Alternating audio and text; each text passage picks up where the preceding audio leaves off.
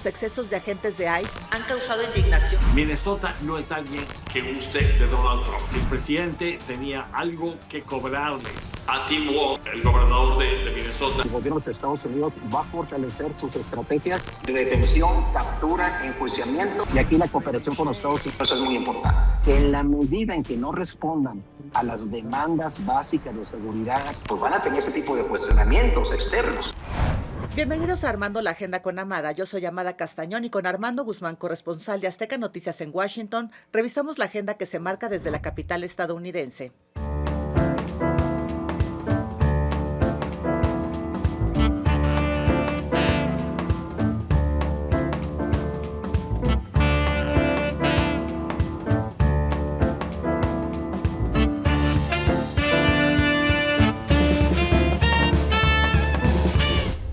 Hola Armando, un saludo hasta la helada capital estadounidense. ¿Cómo te ha ido con esta tormenta invernal? ¿Qué tal? Me da mucho gusto estar contigo y comunicarme a la Ciudad de México y sentir un poco el calor de la Ciudad de México que venga para acá, porque mira que lo necesitamos. Pero aún así, esta ciudad se ha visto envuelta en un montón de cosas y lo más crítico, diría yo, es lo que ha estado pasando en Minnesota, pero también, por primera vez, el secretario de Estado, Marco Rubio, ha tenido que venir a explicar al Congreso qué es lo que están haciendo en la administración, no solamente en la cuestión de Venezuela, que fue el tema central, sino en realidad acerca del mundo entero. Y hoy vamos a hablar del continente y del hemisferio occidental, porque es muy importante ver la nueva forma en la que Estados Unidos está concibiendo todo eso. Pero vamos a platicar más adelante de todo esto. Antes, sin embargo, yo te diría, el enfoque en la capital de los Estados Unidos, por ahora, sigue siendo Minnesota, Amada. Así es, Armando. Pues vamos a ello, ese es nuestro primer tema. That the federal government doesn't have any right to try to flood us, threaten us with retribution, and to coerce the state of Minnesota into complying with Trump policy. This is not, we need to see both sides. This is not, we need to wait for this. This is basic human decency. Nobody in the White House, including President Trump, wants to see people getting hurt or killed in America's streets. This tragedy occurred as a result of a deliberate and hostile resistance by Democrat leaders in Minnesota.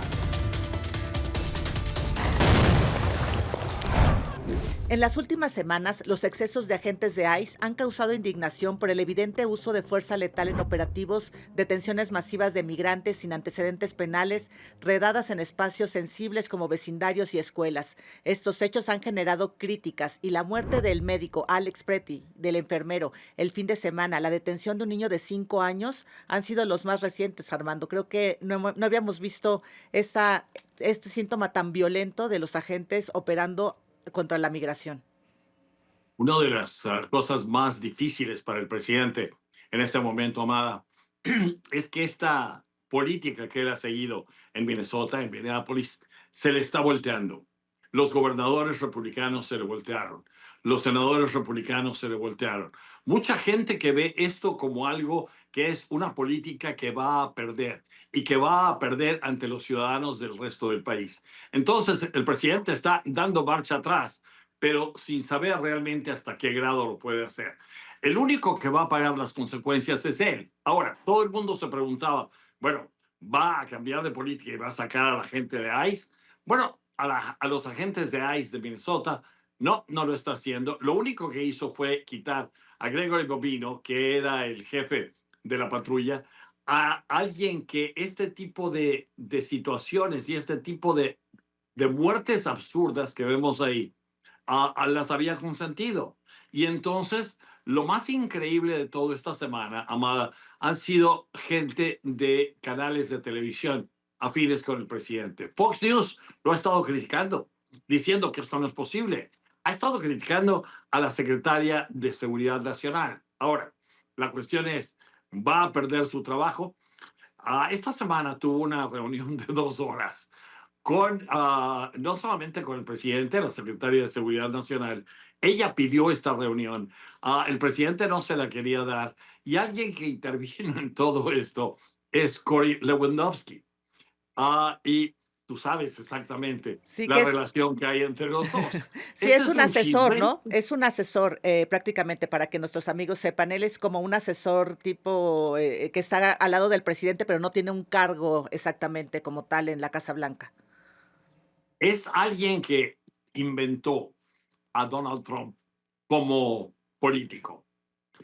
Y Corey Lewandowski, la gente se va a acordar porque fue su director de campaña en el 2016.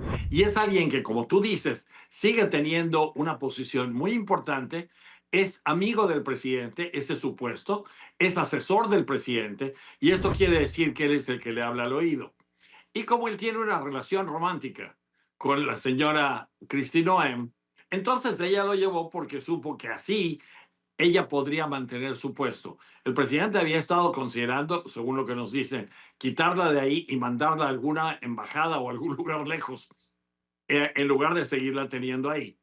Pero consiguió quedarse y entonces el presidente ahora lo que tiene que hacer es cambiar totalmente y en lugar de dejarla a ella, lo que ha hecho es quitarla a ella y pasarla a otras cuestiones y dejar ahora a Tom Homan, el zar de la frontera, que es alguien que no tiene realmente, ¿qué te diré? La aptitud como para caerle bien a mucha gente. Al contrario, es alguien que cada vez que habla en una forma muy ruda de los inmigrantes, habla muy ruda acerca de la forma en la que se hacen las cosas. Ahí lo tienes, a Tom Homan, que es una presencia total e innegable todos los días en la Casa Blanca. Y Tom Homan es alguien que le gusta echar bravuconadas, que le gusta tener bravuconadas con la prensa, etcétera. Pero eso ya le ha formado una imagen. ¿Sabes quién nos falta? Es Stephen Miller. Porque todo esto no es más que la creación de Stephen Miller, que es el asesor de seguridad más importante que tiene el presidente y que lo tiene todos los días junto a él, todo el tiempo. Stephen Miller es alguien que ha estado insistiendo en que este tipo de acción bruta y acción fuerte en contra de los inmigrantes es algo necesario. Esta semana, Ilhan Omar, que es una congresista de las que realmente irritan al presidente. Hay poca gente que Sí. irrita a Donald Trump el nivel que lo hace a Ilhan Omar.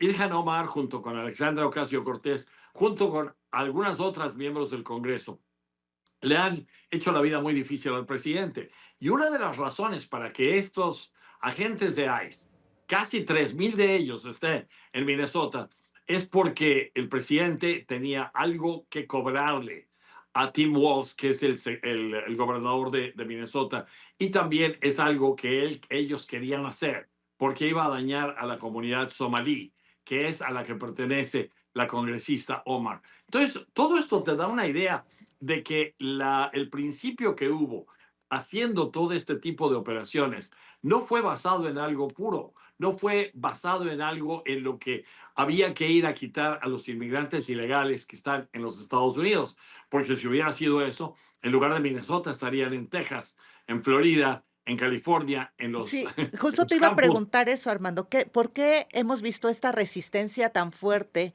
por parte de la comunidad en esta ciudad, en Minneapolis? ¿Por qué se ve que es la defensa? Porque estas 2 personas que murieron en defensa de los migrantes son ciudadanos estadounidenses que no quieren que la presencia de ICE, y el gobierno de Donald Trump ha dicho que son radicalizados y que ellos han sido los culpables de estas muertes al imponerse de manera hostil a defender a los migrantes. El estado de Minnesota es un estado muy demócrata. Es un estado en el que este tipo de situaciones de ICE no se ve bien. Entonces la gente lo demuestra y la gente se revela contra este tipo de presencia militarizada en sus calles y en las casas de mucha gente. La forma brutal en la que estos agentes actúan. Y hay demandas de que los agentes tengan cámaras en sus uniformes, como lo tienen muchos más. Hay también demandas de que se quiten las máscaras y hay un escándalo mayor todavía. Pero para responder a tu pregunta directamente, Minnesota no es alguien que guste de Donald Trump. Al final votaron por ellos, por él, pero fue por una minoría, números muy pequeños. Pero ahora lo que ha hecho es indignar a la población blanca. Y el problema es que tiene ahora Donald Trump es que él parece que está peleando contra su propia gente, contra los blancos estadounidenses, contra el tradicional ciudadano de los Estados Unidos. Y entonces eso ningún político puede hacer. Él piensa que lo va a hacer y la situación no va a cambiar ahora en Minnesota. Y hay algo más que te tengo que contar. La forma en la que se recluta a estos patrulleros, a estos policías de inmigración, es un sistema muy complicado que incluye también detección de mentiras, pruebas de detección de mentiras, pruebas de capacidad, pruebas de capacitación, pruebas de inteligencia, de reacción. O sea, hay un proceso muy grande. El resultado, teniendo esto, es que Estados Unidos tenía un déficit muy grande de esta gente porque no había muchos que pudieran calificar. El presidente quitó todos los requisitos, quitó los requisitos de que tuvieras necesidad de haber estudiado secundaria. Entonces, la gente que quedó es gente que está convencida y que mentalmente piensa que pueden hacer exactamente lo que quieren. Muchos de ellos son los seguidores de Trump de toda la vida, la gente que escucha de ellos, y en la primera muerte de la mujer que recibió los disparos, el que lo hizo fue indultado inmediatamente por el presidente. Cuando él hace eso, imagínate lo que los otros patrulleros piensan. El presidente está a mi lado, yo puedo hacer lo que a mí me dé la gana y lo voy a hacer. Ahora, las autoridades de Minnesota están buscando a estos dos patrulleros porque aparentemente el gobierno federal ya los sacó. Y eso representa una serie de problemas legales que le vienen ahora a los patrulleros de ICE y al presidente. Pero bueno, haz todo eso a un lado. Al final, lo peor es que en lugar de utilizar las hojas de vida de cada uno de estos patrulleros y analizarlas y entonces escoger a los mejores que habían y que estaban solicitando la posición, los burócratas del Departamento de Seguridad Nacional utilizaron programas de inteligencia artificial. Entonces ni siquiera se molestaron. Pasaron a través de las computadoras y a programas de AI todos estos nombres, y los programas de inteligencia artificial fueron los que consiguieron, los que le dieron a esta gente los empleos. Es algo totalmente demente. Sí, sí. Y el resultado que vemos es la muerte, la captura de un niño de 5 años, Liam Cornejo, o Conejo, a quien hemos visto ahora. Sí. E injusticias de este tipo. El padre de Conejo no estaba ilegalmente en los Estados Unidos. Te dicen que van a capturar a los ilegales. Bueno, este hombre entró con un permiso de Estados Unidos. Cuando tú le des a alguien un permiso para entrar y para arreglar su situación en Estados Unidos, no lo puedes tocar porque ya el gobierno le dio ese tipo de ventaja. Y eso tenía la familia Conejo. Entonces, ahora el regresar y tratar de justificar todo ese tipo de cosas es muy difícil y la gente se da cuenta, Mar. Sí, no, se ve una comunidad muy molesta, obviamente por todo esto que están viendo todos los días, y si dices que no va a cambiar y que el presidente no se va a echar para atrás en esta situación para arreglar las cosas y tratar de suavizarlo, porque sigue siendo muy duro el cómo enfrentan a los migrantes. Te voy a decir, la presencia del secretario Rubio esta semana en el Comité de Relaciones Exteriores en la Cámara de Senadores, y ahora va a la Cámara de Representantes también. El hecho de que él esté hablando en la forma en la que él lo está haciendo acerca de Venezuela y acerca del punto de vista general de la administración te da una idea de que no hay cambios, de que aquí lo que el presidente ha querido va a continuar en la forma en la que el presidente lo quiere. Y su gente sabe que eso es lo que quiere y eso es exactamente lo que le van a dar. Así es, Armando. Así que estamos viendo cómo las operaciones de ICE muestran que la seguridad migratoria se ha convertido en el rostro interno de la estrategia más amplia en el plan de defensa hemisférico de Estados Unidos. Lo que pasa en los centros de detención y en las fronteras es el reflejo de una doctrina que busca proyectar el poder en todo el continente. Imagínate que esta gente fue escogida por una máquina, por inteligencia artificial. O sea, a la máquina le dijeron, necesitamos que traigas gente que mide 1,80 de estatura. Bueno, en eso se concentró. No en saber si tenía educación, si tenía otro tipo Increíble. de pruebas que no podía pasar. Entonces, la situación es escandalosa. Y esta gente está recibiendo bonos y defensa del presidente. Mientras eso no cambie, la situación va a ser muy difícil que varíe. Y vamos a ver lo que pasa en Minnesota, pero yo no me extrañaría que varios días a partir de ahora en adelante veamos también más y más episodios como los que hemos visto. Exactamente, pero también es la muestra de que la estrategia que está teniendo adentro con mano dura es también la muestra de que lo que está haciendo afuera con Venezuela y con otros países también va en serio. He went from an Olympic snowboarder to the largest narco trafficker in modern times. He is the modern day El Chapo. He is the modern day Pablo Escobar. And he thought he could evade justice. Sus días están contados. It's the over. It's over. Tus días están contados. No podemos ser esto solo, pero los días de los carteles operando así con impunidad, esos días han acabado hoy. No vamos a dejar que los narcotraficantes, que los terroristas operan en el Estados Unidos y vamos a parar eso. Y vamos a trabajar y coordinar con México.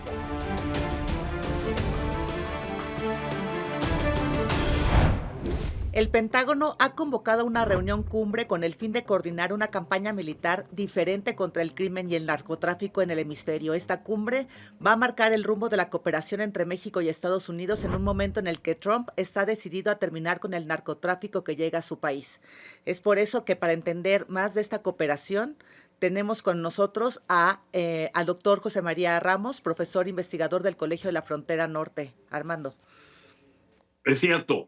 Y te voy a decir, nadie mejor que él puede darnos una punto de vista claro acerca de lo que está ocurriendo en la frontera. Pero no solamente eso.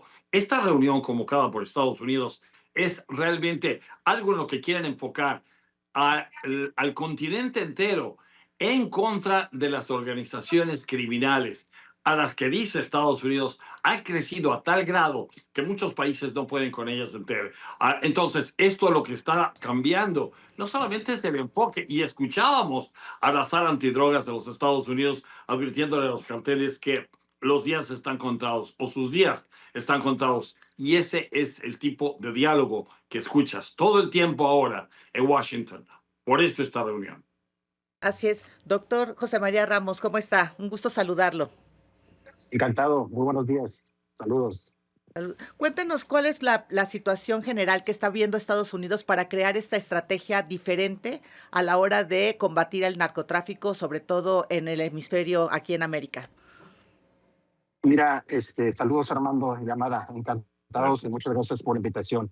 Mira, yo considero que es la segunda gran cruzada contra las drogas promovida por el gobierno de los Estados Unidos.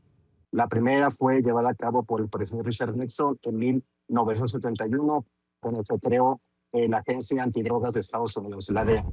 Esta segunda gran cruzada contra las drogas tiene, como lo comentan ustedes, perfiles y características muy importantes que no se habían dado en la historia de los Estados Unidos. La primera de ellas, la declaración de los grupos del crimen organizados como terroristas, y toda una estrategia transversal promovida por el Departamento de Estado, el Departamento de Justicia y el Departamento de Tesoro.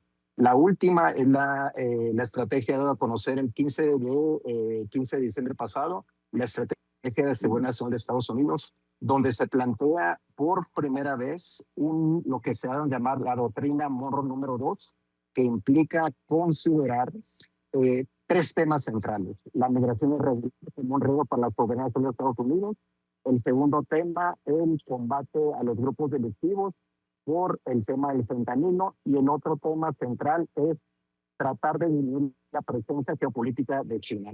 Estas dos iniciativas se complementan con la última iniciativa dada a conocer por el secretario Ketchep el viernes pasado de su Estrategia Nacional de Defensa. ¿Qué significa esto? Básicamente significa que el Estado el gobierno de los Estados Unidos va a fortalecer sus estrategias de detención, captura, enjuiciamiento e incluso actividades de lavado de dinero. Fue un poco lo que vimos en el contexto de la detención de Maduro, hace 3 semanas aproximadamente. Ahora, doctor Ramos, una de las cuestiones que estamos viendo aquí claramente es que esta ya no es el enfoque solamente de Washington, sino que el gobierno de Washington quiere convocar o está convocando a todos los jefes militares de este hemisferio. Son 34 jefes militares de los que quieren alinear la doctrina, la inteligencia y la intención en torno a los vectores de amenaza que ve Estados Unidos. Y esos vectores de amenaza son principalmente, no solamente lo que usted habla de China y de la participación en China en el continente, pero también y sobre todo de las organizaciones criminales. Estados Unidos quiere que el continente entero los combata.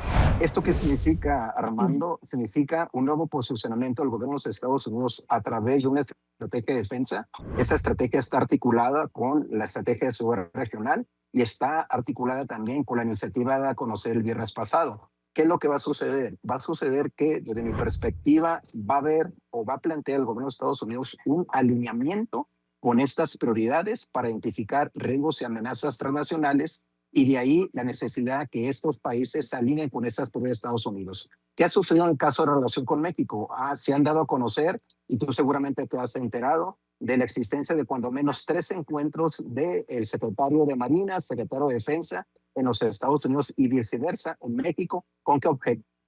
Que bajo el Comando Norte, México se alinee con las nuevas prioridades de Estados Unidos, prioridades que no son recientes, Armando y Amada, son prioridades que datan de cuando menos hace 20 años, en la medida que tenemos una influencia muy importante de los grupos delictivos, crimen transnacional, lavado de dinero, tráfico de armas, entre otros problemas. Ahora, no es tan fácil de alinear a todo el mundo. Amada, adelante. No, sí, iba con eso también. ¿Y cómo va a ser México para a enfrentar esta nuevo orden y sin perder la soberanía y sin perder, digamos, no sentir que es una presión por parte de Estados Unidos esta cooperación? Sí, lo que sucede aquí es que, que ha habido 2 fenómenos interesantes en América Latina recientemente. Hace 5 años, una gran afluencia de gobiernos de izquierda en un contexto en donde los gobiernos de derecha y de centro no atendieron las demandas ciudadanas en materia de competitividad, empleo, seguridad. Pero ¿qué hemos visto en este año, el año pasado? Pues un regreso a gobiernos de centro-derecha, especialmente en Paraguay, en Uruguay, entre otros países. ¿Qué ha sucedido ahí? Que existe o ha existido un gran apoyo de Estados Unidos a estos países, con lo cual se han planteado, una agenda de seguridad, desarrollo, competitividad. ¿Y qué ha sucedido? Que en la medida que estos países, la mayor parte de esos países, incluido México, se enfrentan a la creciente influencia del crimen organizado transnacional y que gran parte de ese crimen transnacional viene de México, pues estos países están de alguna u otra manera, no quiero decir obligados, no, sino que generar estrategias de coordinación, de cooperación en materia de investigación, de inteligencia, porque de lo contrario, esos estados pueden ser rebasados. Lo vimos un poco en el caso de Ecuador, el caso, por ejemplo, de Colombia, donde meses pasados había una polarización intensa entre el presidente Greco y el presidente de los Estados Unidos. ¿Y qué sucedió? Que se llegó a un acuerdo muy pragmático entre ambas partes. Incluso tengo entendido que próximamente el presidente colombiano va a ir a Estados Unidos. En otras palabras, se necesitan acciones, cooperación en investigación e inteligencia, corporación de justicia y prevención. Y aquí la cooperación con los Estados Unidos es muy importante. Ahora, los países, se me antoja a mí, están poniendo todo en una balanza. Y de un lado tienen que poner el dominio del norte, el dominio de Estados Unidos. Porque no todos los comandantes militares van a venir a Washington a decir, sí, cómo no, me va a encantar que tú, el gringo, me venga a decir a mí cómo voy a manejar las cosas en mi territorio. Y la otra es, ¿qué es lo que van a hacer? Sopesando eso contra el hecho de tener las amenazas del crimen organizado dentro de sus países. Sí, ahí el punto intermedio, Armando, de mi perspectiva, es llegar a un punto medio. ¿Cuál es el punto medio? En América Latina se necesita equipo, se necesita tecnología, se necesita innovación. Porque simplemente el hecho de lo que vimos en el caso de Venezuela fue un ejemplo de innovación, de inteligencia y estrategia. Ese tipo de equipo, ese tipo de innovaciones no se tiene en la mayor parte de los países de América Latina. Ese es un punto relevante. El segundo punto es, y yo creo que ese es el reto que tienen los estados en América Latina, que a partir de la creciente influencia que se tiene por parte del crimen organizado, Y a partir del creciente interés que va a mostrar Estados Unidos en este nuevo contexto, creo que los países de la región tendrían que plantear una agenda en materia de desarrollo, en materia de bienestar, en materia de seguridad humana. ¿Con qué fin? Con el fin de legitimar sus políticas públicas. De lo contrario, en un año más vamos a ver que estos países van a seguir siendo rebasados lamentablemente por el crimen internacional y especialmente en temas de extorsión, en temas de homicidios dolosos, entre otros problemas. Los carteles se han extendido por toda América. Ellos tienen operaciones en todos los países. Entonces ellos han tejido sus redes a lo largo del continente y yo veo que esta respuesta es como similar a lo que ellos están haciendo porque es la única manera de poder combatirlos y derrotarlos hasta cierto punto. Así es. Y sobre todo porque ha habido una innovación en los métodos de influencia, en los métodos de cooptación, en los métodos de corrupción, actores no gubernamentales y no gubernamentales. Todo el tema, por ejemplo, de criptomonedas es un tema novedoso y ahí entra también la influencia china, ¿no? Entonces, en ese contexto es donde los estados en América Latina tendrían que fortalecer sus estados de derecho, pero también sus capacidades para combatir ese crimen internacional. Y lo que hemos visto, el caso de Ecuador es muy evidente que lamentablemente en la medida en que no tienen el apoyo externo, el caso de Colombia en su momento, vaya, pues van a tener una serie de problemas, lo cual también es el caso, de alguna manera, del caso mexicano. Ahora, lo que ocurrió en Venezuela, a mucha gente le da mucho miedo. Y lo que quieren ver es que esto no se replique en otros países. ¿Quién le da derecho a Estados Unidos? Y este es un discurso que no es nuevo para nada. ¿Quién le da derecho a Estados Unidos? Deberíamos a decir quién nos va a mandar, quién va a ser nuestro presidente y la relación que tengamos nosotros con el crimen organizado o no. Esa es cosa que a los gringos no les importa. A mí eso es lo que más me preocupa. Sí, aquí el tema de Venezuela, Armando y Amada, va en el sentido de que lamentablemente se llegó a un extremo, en el sentido de inseguridad. Hay cerca de 8 millones de venezolanos fuera del país, de los cuales la mayoría están en Colombia.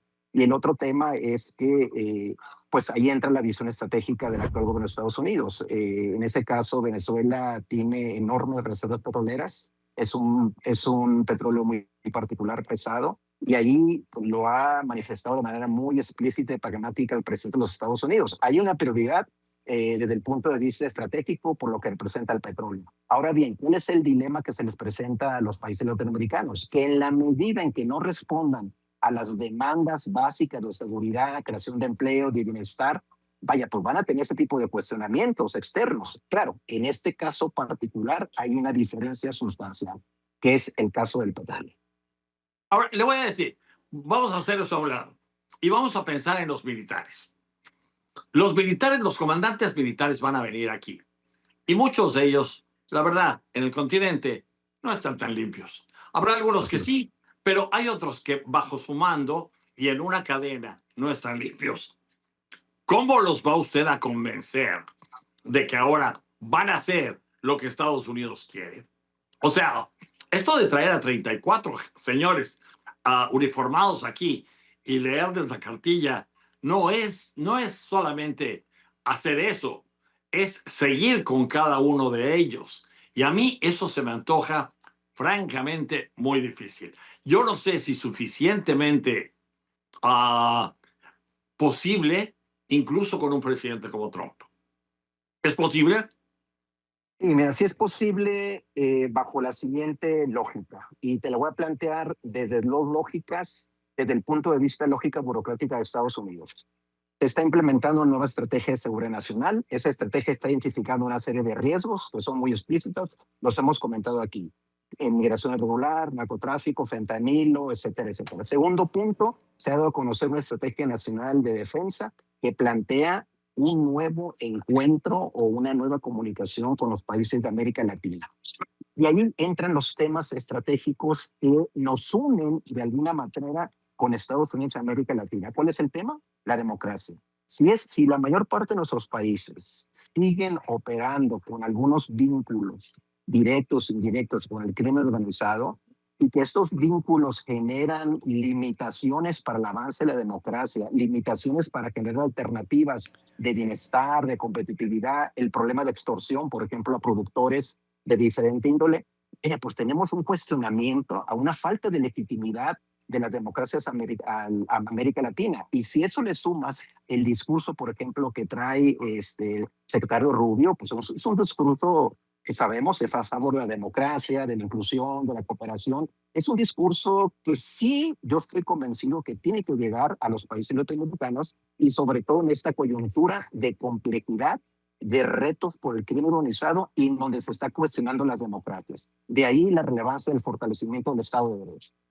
Así es. Sí, doctor. Y también ahorita, con lo que mencionaba al secretario Rubio, pues está ahora en el Senado en una comisión, dando el testimonio precisamente de lo que pasó en Venezuela, pero también está claro que tienen en la mira a Cuba por primera y también a Nicaragua. Así es, sobre todo porque, bueno, o sea, hay que recordar cuál es el contexto por el cual llega Marco Rubio, el secretario de Relaciones Exteriores, un crítico de los países de Venezuela, Cuba, Nicaragua, y los excesos a los cuales han llegado. Y en ese sentido, pues coincide todo esto con una nueva estrategia de seguridad regional en donde se están planteando estos temas. Entonces, ¿qué sucede? Yo creo que aquí yo reitero, el desafío de los países latinoamericanos es fortalecer su democracia, fortalecer el Estado de Derecho, fortalecer la comunicación y las redes con Estados Unidos. La mayor parte de los países latinoamericanos reciben remesas internacionales. Hay casos en los países en los cuales estas remesas internacionales va cerca del 15 al 30%. Por lo tanto, es fundamental, incluso un comentario muy rápido, este año se van a cumplir 40 años de la última reforma migratoria promovida por el gobierno republicano Ronald Reagan hace 40 años. Y yo creo que sí se requiere esta reforma migratoria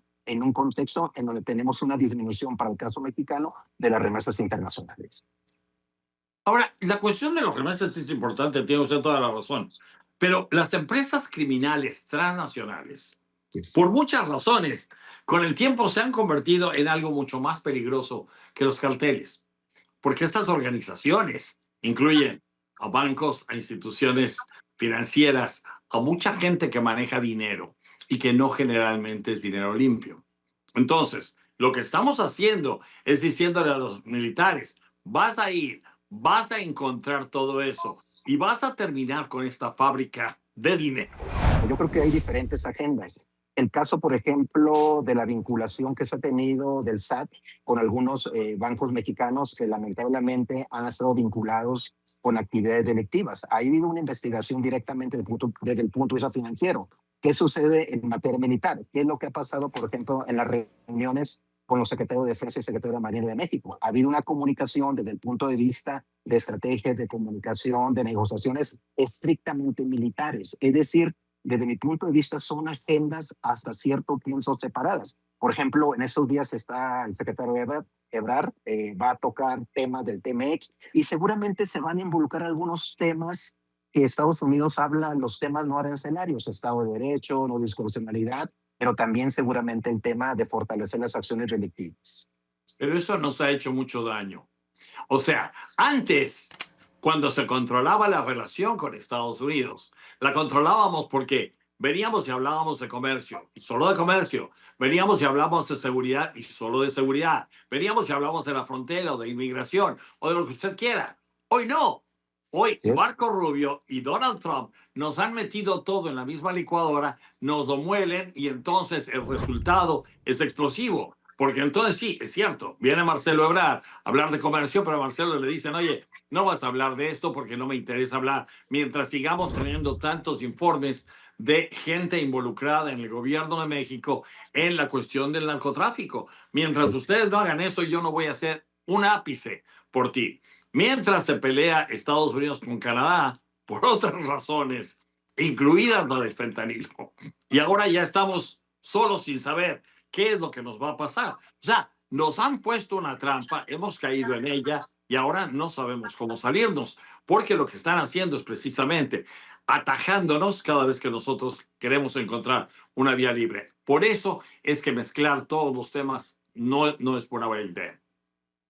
Efectivamente, el problema, y yo creo que es el reto y la oportunidad del Estado mexicano, es cómo entender este planteamiento, que es un planteamiento teórico, conceptual, metodológico, pero que tiene implicaciones en la agenda diplomática. El otro punto, incluso lo podemos ver, o sea, a raíz de los atentados terroristas de dominio, ¿qué ha sucedido en la frontera México-Estados Unidos? Se ha construido una frontera del futuro o la frontera del siglo XXI. ¿Qué significa?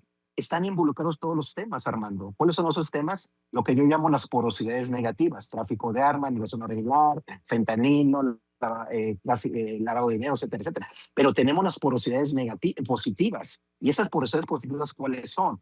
Incremento de los cruces fronterizos, cadenas de valor. En este momento que van a ser las 12 horas en Tijuana y en las ciudades fronterizas, han cruzado cuando menos en ambos lados, pero sobre todo de México a Estados Unidos, cuando menos unas 70,000 personas.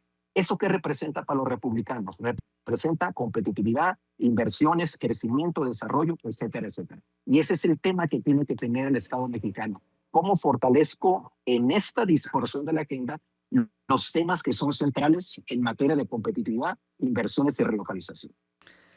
Pues doctor, muchas gracias. Ha estado muy interesante lo que nos ha dicho y cómo vamos a sopesar toda esta situación y medirlo y tener un balance entre lo negativo y lo positivo que puede tener este nuevo enfrentamiento que va a hacer Donald Trump en todo el hemisferio. Y pues muchas gracias por acompañarnos el día de hoy, Armando. Muchas gracias, encantado. Doctor Ramos, muchas gracias. Encantado de verlo como siempre. Hasta pronto. Hasta Adiós. pronto. Un abrazo. Gracias. Armando, pues ya llegó el momento de despedirnos. Gracias a todos nuestros amigos que se quedaron hasta el final de este programa. Muchas gracias.